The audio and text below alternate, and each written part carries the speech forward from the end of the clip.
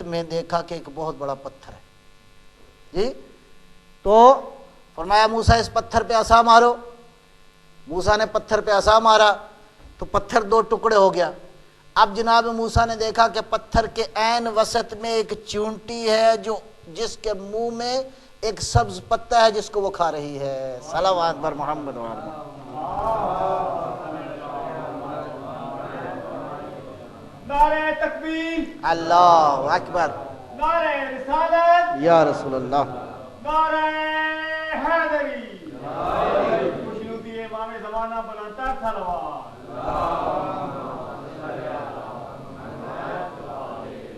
وہ ایسا کریم ہے، وہ ایسا کریم رازق ہے، ساری تعریفیں اس کے لیے ہیں۔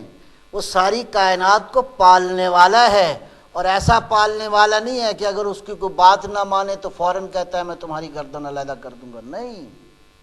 الرحمن الرحیم، رحمان الرحیم ہے۔ اس دنیا میں تمہیں موقع دیا گیا ہے، ہاں یہاں سے جاؤ گے تو مرحلہ آگے ہے۔ اس دنیا میں پروردگار چاہتا ہے کہ انسان کو تمام تر مواقع میسر کرے، لہذا ہادی بھی اس نے وہ بھیجے ہیں جو اس کی رحمت کا مجسم بن کر اس دنیا کے اندر آئے۔ اگر پروردگار رحمان و رحیم ہے تو ایسا نمائندہ بھیجا، ارشاد فرمایا وما ارسلناک الا رحمتا للعالمین، ہم نے رسول کو رحمتا للعالمین بنا کر بھیجا ہے۔ اگر یہ رحمت عالم نہ ہوتی، اگر رحمت للعالمین کا فرزند میدان کربلا میں نہ ہوتا تو ہر کی بخشش نہ ہوتی، ہر مارا جاتا۔ صلوات بر محمد و آل محمد۔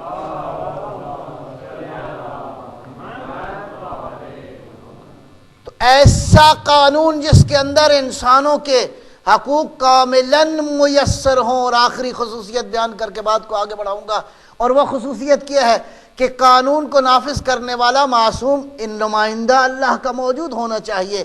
اس کے علاوہ اس عامت الناس کو بھی قانون کی نگرانی کے حوالے سے عملی طور پر اختیار دیا گیا ہے۔ مولا امام رضا علیہ السلام کی ایک حدیث،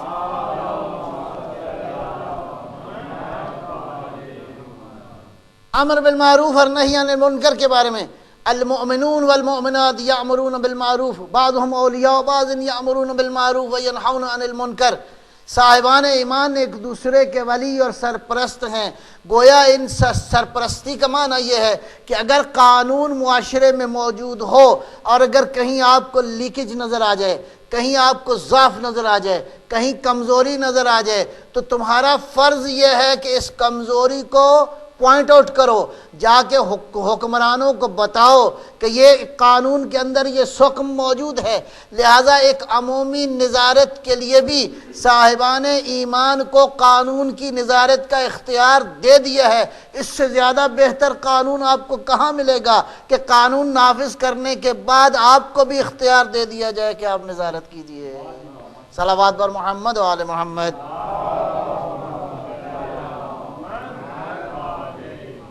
ایک بار پھر بھی صلوات اللہ فرمائیں گے انشاءاللہ۔ بس ایک بات کر کے تو انشاءاللہ اس مقصد کی طرف، زندگی کو گزارنے کے لیے پہلی بات یہ ہے کہ کوئی ہم مقصد ہو جی، مقصد ہونا ضروری ہے۔ جس کا مقصد نہ ہو اس کو انسان نہیں کہتے۔ آپ پوچھیں جی آپ کہاں جا رہے ہیں؟ بس جی جا رہے ہیں۔ کو منزل کو مقصد، بے مقصد جو ہے وہ انسان راہ نہیں چلتا۔ پہلی منزل یہ ہے کہ مقصد ہو۔ دوسری منزل، جب مقصد آ جائے تو پھر ساتھ ساتھ سیاست ضروری ہے۔ سیاست کس معنی میں؟ یعنی تدبیر ضروری ہے، یعنی راستے کا انتخاب ضروری ہے۔ آپ نے مقصد قائم کر لیا، اس مقصد کو حاصل کرنے کے لیے کون سی راہ اختیار کریں گے، اس راہ کا تعین ضروری ہے۔ اگلے مرحلے میں جیسا مقصد ہوگا ویسا ہی آپ سیاست کریں گے۔ اگر مقصد پاک ہوگا تو سیاست بھی پاک ہوگی، اگر مقصد پاک نہیں ہوگا تو سیاست بھی ناپاک ہوگی۔ ہوتا یہ ہے کہ انسان اگر مقصد فقط ہوائے نفس ہو مقصد فقط دنیا کا اقتدار ہو، مقصد فقط اپنی دنیا کو بہتر کرنا ہو، تو اب فرق نہیں پڑتا، کبھی انسان باطل کا سہارا لیتا ہے، کبھی انسان حق کا سہارا لیتا ہے، کبھی انسان حق اور باطل کو مکس کر دیتا ہے۔ کیوں؟ اس لیے کہ اب اس کے لیے فرق نہیں پڑتا، اس نے اپنے اس دنیا کے مقصد کو حاصل کرنا ہے۔ کبھی اہل اسلام کو استعمال کیا، کبھی غیروں کو استعمال کیا، کبھی اپنوں کو استعمال کیا، لہذا اصل مقصد جو ہے وہ اس کا مقصد دنیا کا حصول ہے، ذاتی نشو و نما ہے۔ لیکن دین یہ کہتا ہے مقصد جو ہے وہ تمہارا جتنا پاک ہوگا، اب ضروری ہے کہ پاک مقصد کے لیے پاک سیاست اختیار کی جائے، پاک مقصد کے لیے پاکیزہ سیاست اور پاکیزہ راستہ انتخاب کیا جائے۔ اس کے بعد مقصد جتنا عظیم ہوگا سیاست بھی اتنی عظیم ہوگی، مقصد جتنا چھوٹا ہوگا اسی طرح سیاست بھی اتنی چھوٹی ہوگی۔ کربلا میں ہم نے دیکھا کہ دو شخصیات کا آپس میں ٹکراؤ تھا، ایک طرف یزید تھا اور ایک طرف سید الشہداء امام حسین علیہ السلام۔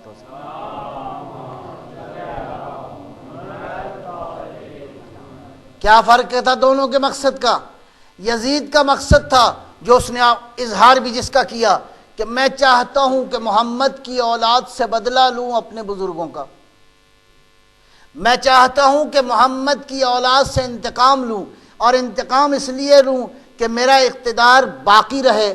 سید الشہداء کا مقصد خاندان کا بدلہ نہیں تھا، خاندان کو بچانا نہیں تھا، بلکہ خود دین کو بچانا تھا، امت کو بچانا تھا۔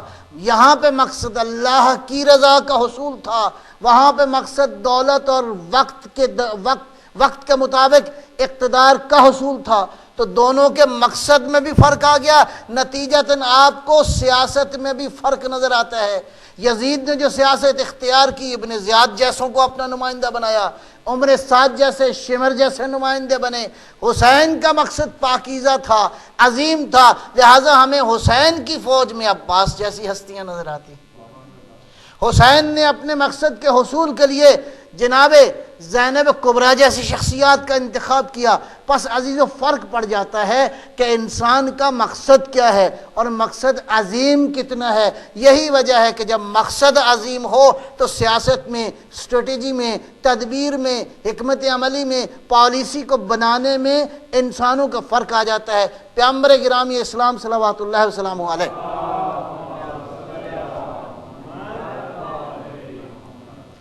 پیغمبر اکرم نے اپنی زندگی میں کتنی جنگیں لڑی؟ تاریخ کہتی ہے کہ حضور کے زمانے میں تقریباً 83 جنگیں ہوئیں جب آپ مدینے میں تھے، چھوٹی بڑی ملا کے، کچھ سریہ کی شکل میں تھے، کچھ غزوات کی شکل میں تھے۔ اب 10 سال میں اگر 83 جنگیں ہوں تقریباً، تو ایوریج کیا بنتی ہے؟ تقریباً ہر 2 مہینے میں ایک جنگ۔ قطع نظر اس کے جس کا پس منظر کیا ہے، اور ان جنگوں میں بڑی بڑی جنگیں جس میں فتوحات بھی ہوئیں، جنگ بدر تھی، جنگ خیبر تھی، جنگ خندق تھی۔ تو پیغمبر اکرم نے اور دین نے کہیں بھی یہ نہیں دنیا میں اعلان کیا کہ ہمیں بہت بڑی فتح حاصل ہوئی۔ جنگ بدر کے بعد یہ اعلان نہیں کیا کہ ہمیں فتح بہت بڑی ہوئی، خیبر میں یہ اعلان نہیں کیا کہ ہمیں فتح بہت بڑی ہوئی۔ پس دین تمہارے لیے معیار قرار دے رہا ہے کہ فتح کا معیار کیا ہوتا ہے۔ فتح کا معیار ظاہری جنگ ہوتی ہے، فتح کا معیار کیا ان جنگوں کے اندر لکھا ہے۔ لیکن قرآن ایک جگہ کیا ارشاد فرماتا ہے؟ بسم اللہ الرحمن الرحیم، انا فتحنا لکا فتحا مبینا، ہم نے آپ کو بہت بڑی فتح دی، ہم نے آپ کو بہت بڑی کامیابی دی۔ اور یہ کب دی؟ کہ جب پیغمبر اکرم نے صلح حدیبیہ کے مقام پر اسلام نے کفار کے ساتھ معاہدہ کیا، پس آپ کو بتا دیا کہ ظاہری کامیابی فتح نہیں ہوتی۔ جب امن کے معاہدے پہ پیغمبر نے سائن کر دیے تو دنیا کو میسج دیا کہ عظیم فتح اس وقت ہوتی ہے جب معاشرے میں امن قائم ہو جائے۔ صلوات تکبیر، اللہ اکبر، نعرہ رسالت، نعرہ حیدری۔ حسینیت زندہ حسینیت جدیدیت جدیدیت خوشنودی امام زمانہ بلندتر صلوات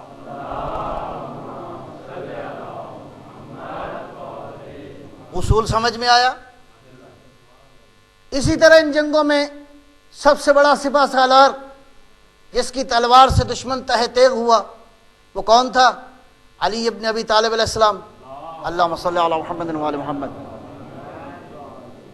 تو مولا نے کبھی یہ نہیں کہا کہ میں نے عمرو ابن عبد ود کو مارا، مجھے بہت بڑی کامیابی ہوئی، فلاں کو میں نے قتل کیا، مجھے بہت بڑی کامیابی ہوئی، میں نے بدر میں اتنے کافروں کو مارا، مجھے بہت بڑی کامیابی ہوئی۔ علی نے کب کہا کہ مجھے بہت بڑی کامیابی ہوئی؟ جب ابن ملجم نے ضرب لگائی، زبان مبارک امیر المومنین سے نکلا، رب کعبہ کی قسم آج علی کامیاب ہو گیا۔ صلوات بر محمد و آل محمد۔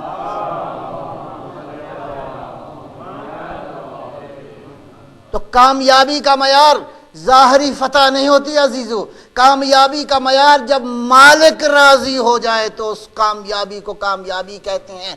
فزت ورب الکعبہ میں علی نے ایک اعلان اور بھی کر دیا کہ رب کعبہ کی قسم، گویا مولود کعبہ اعلان کر رہا تھا میرا آغاز بھی کعبہ ہے، میری انتہا بھی کعبہ ہے۔ نعرہ حیدری صلوات بر محمد و آل محمد۔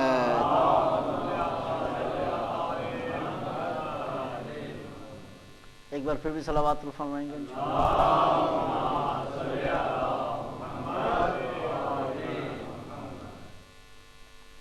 ایک بار پھر بھی زحمت فرمائیں۔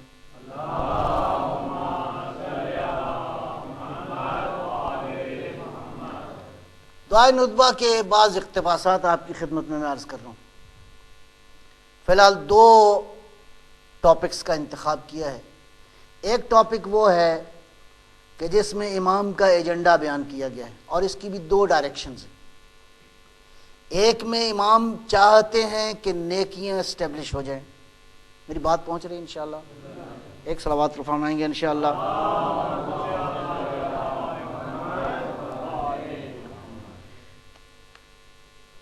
نیکیاں اسٹیبلش ہو جائیں اور برائیاں ختم ہو جائیں، اسی دعا کے اندر امام کا ایجنڈا موجود ہے۔ اور دوسری جو بحث ہے اس ہستی کا تعارف ہے کہ وہ انسان کتنا عظیم انسان ہے جس نے آنا ہے اور دنیا کے اندر اس نظام کو قائم کرنا ہے۔ تو بات یہاں تک پہنچی تھی، این المدخر لتجدید الفرائض والسنن، کہاں ہے وہ شخص، وہ انسان جو ذخیرہ ہے، اللہ کا خزانہ ہے، کیا کرے گا آ کر؟ تجدید الفرائض والسنن، کیا زندہ کرے گا، کیا ریوائیو کرے گا؟ فرائض اور سنن کو۔ میں نے عرض کیا فرائض کا تعلق واجب احکام کے ساتھ ہے، اور سنن کا تعلق، اس کو آپ یوں کہیے کہ عام سوسائٹی کے اندر یہ جو ہم بحث کر رہے ہیں اپنی گزشتہ گفتگو کے اندر، کچھ چیزیں ہیں جو قانون میں آتی ہیں، کچھ چیزیں قانون میں نہیں آتی، انسانی روایات میں آتی ہیں۔ ان کا تعلق انسان کے کلچر سے ہے، انسان کے ٹریڈیشنز کے ساتھ ہے، مینرز کے ساتھ ہے، ایٹیکیٹس کے ساتھ ہے۔ یہ جو آداب انسانی سوسائٹی میں پائے جاتے ہیں، اس کا تعلق قانون سے نہیں ہوتا۔ کانسٹیٹیوشن میں جو چیز لکھی جاتی ہے وہ کلی ہے، اس کا تعلق انسانی روایات سے نہیں ہے۔ ان روایات کا تعلق ہر سوسائٹی میں مختلف ہے، عرب سوسائٹی میں اور ہے، پنجابی سوسائٹی میں اور ہے، اور جہاں جہاں لوگ رہتے ہیں دنیا کے اندر جو اردو بولنے والے ہیں ان کے اپنے کلچر اور اپنی روایات ہیں۔ اسی طرح اہل مذہب کے ہاں جو جس عقیدے کا مالک ہے ان کی روایات ایک دوسرے سے مختلف ہیں، ان کو کہتے ہیں روایات۔ لیکن دین کے لیے جب آپ استعمال کرتے ہیں تو ایک جو شعبہ ہے وہ واجبات کا ہے، دوسرا ہے سنن کا۔ سنن کا تعلق انہی آداب دینی کے ساتھ ہے جس کو ہم کہتے ہیں کہ ان کا تعلق واجبات سے نہیں ہے بلکہ مستحبات سے ہے، مباحات سے ہے، مکروہات سے ہے، جو انسان کے لیے دین نے اس کا چوائس بھی آپ کو دیا ہے کہ ضروری نہیں کہ ہر چیز جو ہے وہ دین آپ کو فرض قرار دے۔ ایک صلوات اللہ فرمائیں گے انشاءاللہ۔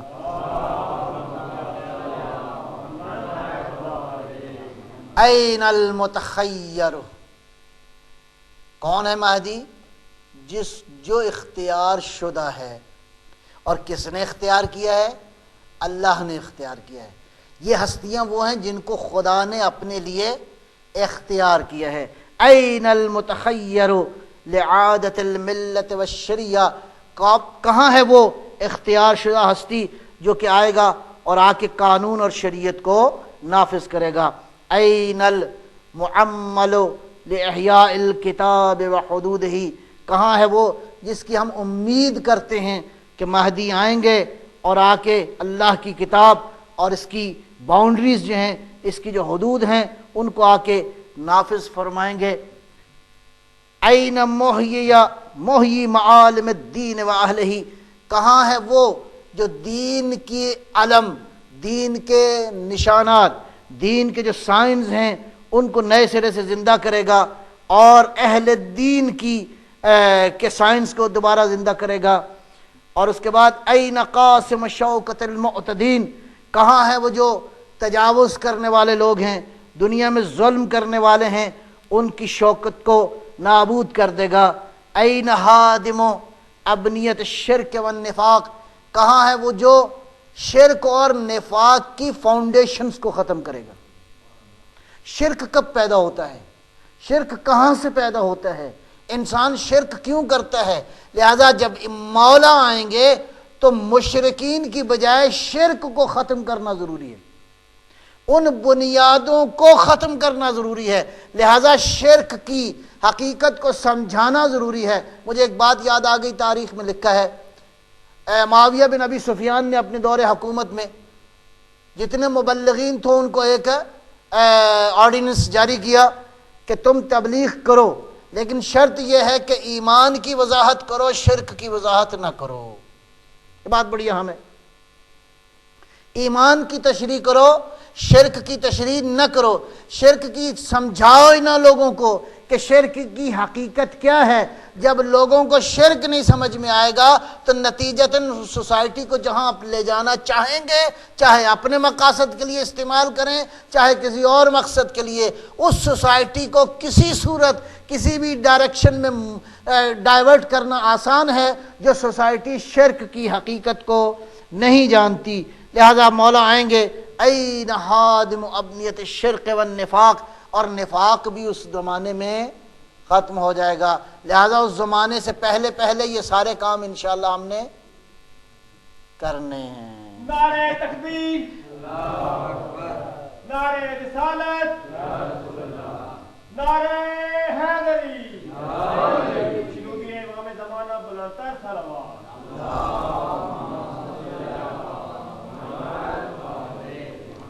ایک امام کا اپنا تھا ماننے والا، شیعہ تھا، اس نے چوری کی، امام کے دوران حکومت کا واقعہ، بلایا، اس کے ہاتھ کاٹ دیے جو شریعت نے حکم دیا ہے۔ تو اس کے بعد کچھ عرصے کے بعد وہ گیا دربار شام، تو امیر شام نے کہا ایسا مولا ہے تمہارا، دیکھو تو صحیح تمہارے ساتھ کیا کیا ہے۔ کہا خبردار، مولا اپنی جگہ مولا ہے، یہ غلطی میری تھی، مولا نے مجھے سزا دی۔ صلوات پر محمد و آل محمد۔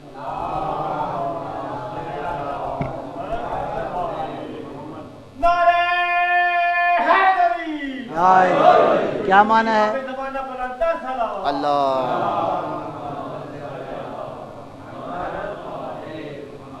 شیعہ ہو تو تیار ہو، مولا جب آئے تو جب عدالت کی کرسی پہ بیٹھے تو پھر تیار ہوں کہ عادل نظام اگر کسی کے مسائل پہ آ کے مداخلت کرے تو پھر یہ نہ ہو کہ ولایت کا کلمہ چھوٹ جائے۔ کہا نہیں، ولایت مولا کی ثابت ہے، یہ دل سے علی کی محبت نکالنے کی کوشش نہ کرو۔ جب واپس آیا نا مدینے میں، تاریخ میں لکھا ہے کہ امام نے بلایا، فرمایا ادھر آؤ، تم نے یہ بات کی ہے؟ کہا مولا میں نے، ہاتھ باندھ کے عرض کیا مولا میں نے کی ہے۔ اس کی انگلیاں لی، اس کے ساتھ ملا دی، علی نے جیسے ملائی ہاتھ ایسے تھا جیسے کبھی اس کو کاٹا ہی نہیں گیا۔ نعرہ حیدری، نعرہ صلوات۔ اللہ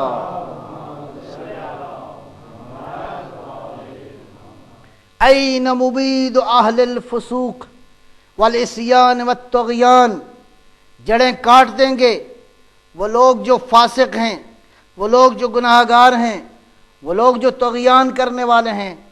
این حاصد فروع الغی والشقاق، کہاں پہ ہے وہ انسان جو غی اور شقاق کی جڑوں کو کاٹ دے گا، کجیوں اور انحرافات کو کاٹ دے گا، دشمنی کی بنیادوں کو کاٹ دے گا۔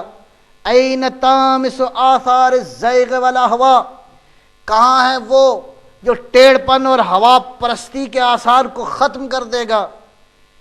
این قاطع حبائل الکذب والافتراء، کہاں ہے وہ انسان جو آئے گا جو جھوٹ اور افتراء اور تہمت کی رسیوں کو کاٹ دے گا۔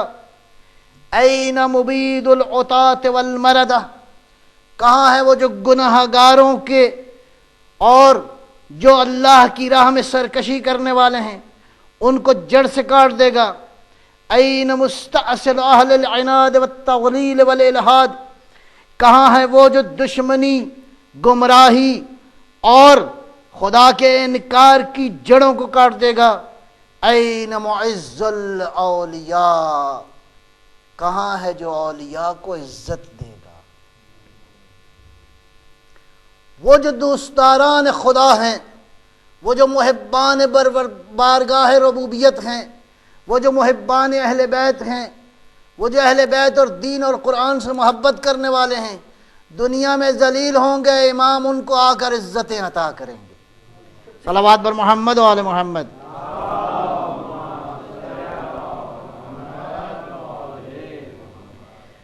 وَمُذِلُّ الْأَعْدَاءِ، اور کہاں ہے وہ جو کہ دشمنوں کو ذلیل کرے گا، اپنوں کو عزیز کرے گا۔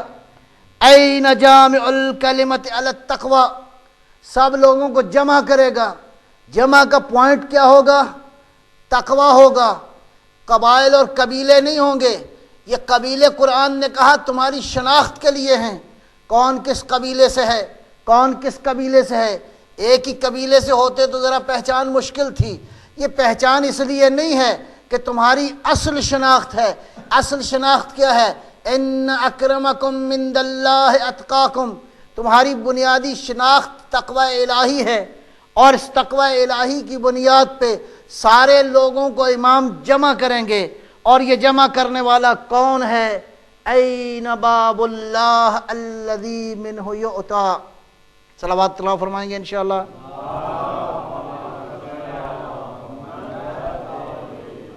ایک ڈھیلی سی صلوات اور بھی۔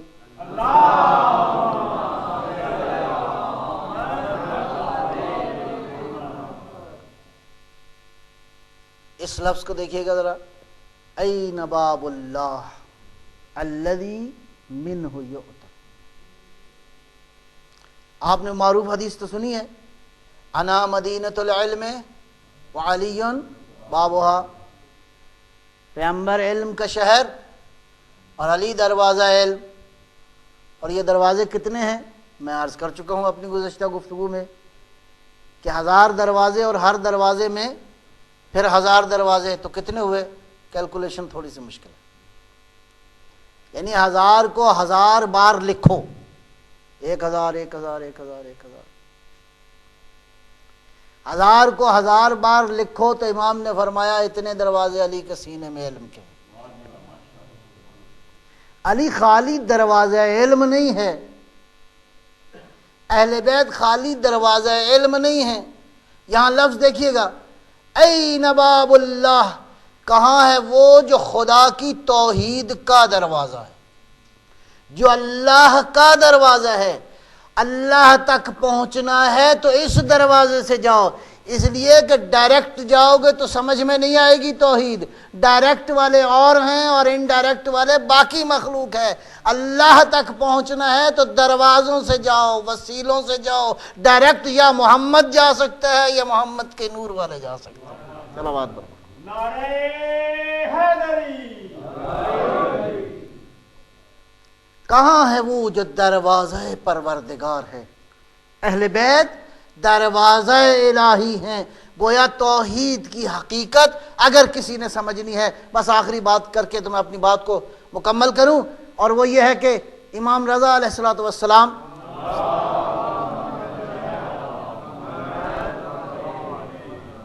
کا واقعہ بس میں اشارہ کر کے گزروں گا۔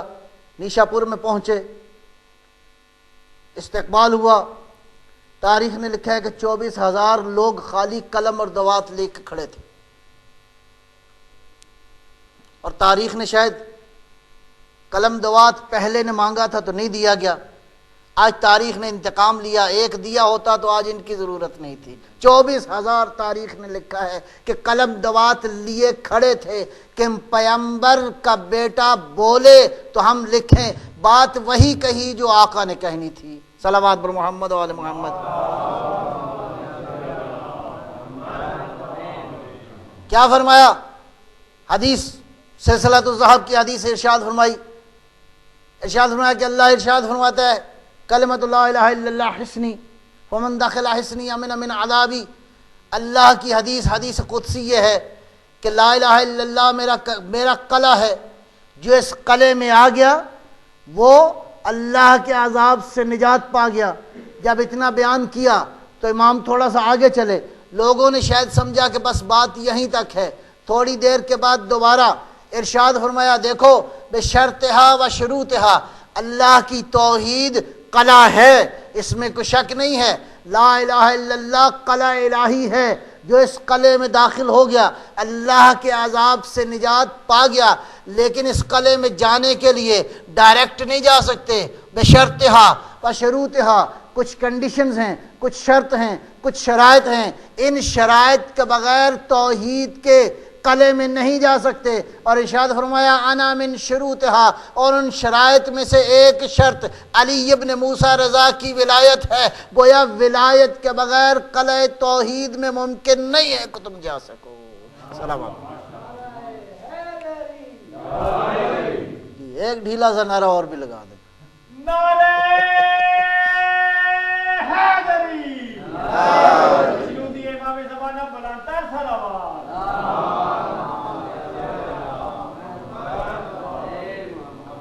بات مکمل ہو گئی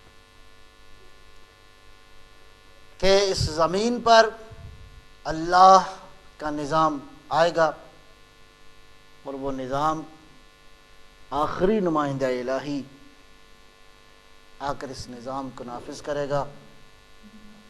اور عزیزو، اسی نظام کی حقیقت کو سمجھانے کے لیے کربلا کے میدان میں نواسہ رسول، فرزند بطول، وہ جس کو کہا گیا ہے کہ فاطمہ جیسی ماں نے چکیاں پیس کے پالا تھا، اس حسین نے قربانی دی تاکہ انسان کا شعور بیدار ہو۔ لیکن عزیزو، حسین ہی کی اولاد سے آخری حسین آئے گا تو اس زمین پہ قائم ہوگا۔ لیکن کیا ہوا کہ حسین کو اس بات کو سمجھانے کے لیے کربلا سے گزرنا پڑا۔ یہ کیا ہے کربلا؟ ابن عباس کہتے ہیں کہ امام علی جب جنگ صفین کی طرف جا رہے تھے تو راستے میں نینوا میں رکے، کربلا میں رکے تو میں نے دیکھا کہ مولا نے زاروں کی طرح رونا شروع کیا ہے۔ تو میں نے پوچھا کہ مولا رونے کی وجہ کیا ہے؟ فرمایا ہے کاش ابن عباس تو وہ دیکھتا جو میں دیکھ رہا ہوں۔ جب میں نے مولا کے روتے دیکھا تو میرا بھی گریا، میں نے بھی رونا شروع کیا۔ اس کے بعد کہتے ہیں کہ امام کی آنکھ لگ گئی، تھوڑی دیر کے بعد اٹھے تو روتی آنکھوں کے ساتھ ایک بات بیان کی، کہا ابن عباس ابھی میں نے خواب دیکھا ہے، خواب یہ دیکھا ہے کہ آسمان سے کچھ فرشتے اترے ہیں، سفید لباس پہنے ہوئے، ان کے ہاتھوں میں سفید تلواریں تھیں، انہوں نے نینوا کے اتنے علاقے کو اپنی تلواروں کے ساتھ ایک دائرہ بنایا ہے، اور دائرے کے بعد میں نے دیکھا ہے کہ کربلا کی سرزمین میں یہ جو نخل موجود ہیں، ان نخل میں سے جتنے بھی چھوٹے چھوٹے درخت ہیں، ان درختوں کی جڑوں سے خون بہنا شروع ہوا ہے، یہ خون بہتے بہتے یہاں تک کہ ایک دریا بن گیا ہے۔ ابن عباس میں کیا بتاؤں، میں نے دیکھا ہے کہ دریا میں میرا بیٹا حسین تڑپ رہا ہے، آواز دے رہا ہے کوئی ہے جو میری مدد کرے، کوئی ہے جو میری مدد کو آئے، کوئی ہے جو میری فریاد کو سنے، لیکن کوئی نہیں ہے جو فریاد کو سننے والا ہو۔ اللہ اکبر۔ امام حسین جب پہنچے ہیں کربلا میں، اور پہنچنے کے بعد کربلا کے بارے میں ایک جملہ ارشاد فرمایا، اعوذ بکربلا بکرب و بلا، حسین پناہ چاہتا ہے اس کرب اور بلا سے۔ عزیزو وہ جو علی نے خواب میں دیکھا تھا خون، روز عاشور وہی خون، علی کی بیٹی زینب کبریٰ نے دیکھا کہ بھائی زیر خنجر خون سے لت پت ہے، بھائی نے قربانی دی ہے۔ کون ہے امام زمانہ؟ امام زمانہ وہی ہے کہ روایت لکھتی ہے کہ شب عاشور، روز عاشور، امام حسین علیہ السلام اپنے کربلا کے میدان میں جانے سے پہلے جب اپنے بیٹے امام سجاد سے ملے ہیں تو ایک جملہ کہا، بیٹے کو بغل گیر کیا، بہت سے لیے اسرار امامت تفویض کرنے کے بعد ایک جملہ کہا یا ولدی یا علی، او میرا لال علی، میرا خون رکے گا نہیں یہاں تک کہ میری اولاد سے اللہ مہدی کو ظاہر کرے گا۔ عزیزو روز عاشور کا واقعہ تاریخ نے لکھا ہے کہ جب امام کی شہادت ہو رہی تھی تو آسمان کے ملائکہ نے بلند آواز سے گریہ کرنا شروع کیا، روتے روتے پروردگار کی بارگاہ میں ایک بات کہی، یا اللہ تو دیکھ نہیں رہا کہ حسین قتل ہو رہا ہے؟ جب یہ آواز دی تو ارشاد فرمایا، کرو ملائکتی، اے میرے ملائکہ تھوڑا صبر کرو، میں اپنے ذرا دیکھو ادھر۔ جب ملائکہ نے آسمان کی طرف دیکھا تو ایک شخصیت تھی جو حالت قیام میں پروردگار کی عبادت کر رہی تھی، کہا کہ یہ وہ قائم ہے جس کے ذریعے میں حسین کے خون کا بدلہ لوں گا۔ عزیزو جب امام آئیں گے تو جو جملے لکھے ہیں امام اپنا تعارف کروائیں گے دنیا والوں کو، الا یا اہل العالم، دنیا والو، الا ان جدی الحسین، میں وہ ہوں جس کے جد کو قتلوہ عطشانا، میرے جد کو پیاسا قتل کر دیا گیا۔ میرا جد وہ ہے جس کے لاشے پہ گھوڑے دوڑا دیے گئے، تراہو ہو ریانا، لو دنیا والوں میرے جد حسین کا لاشا بے عبوریان تھا، میرے جد کے لاشے سے لوگ کپڑے بھی اتار کر لے گئے۔ دنیا والو میرا جد دنیا سے مظلوم چلا گیا، میرا سلام ہو اس جد پر جس کو نیزے کی انیوں میں خون کے جام پلائے گئے۔ سیعلم الذین ظلموا ایام منقلب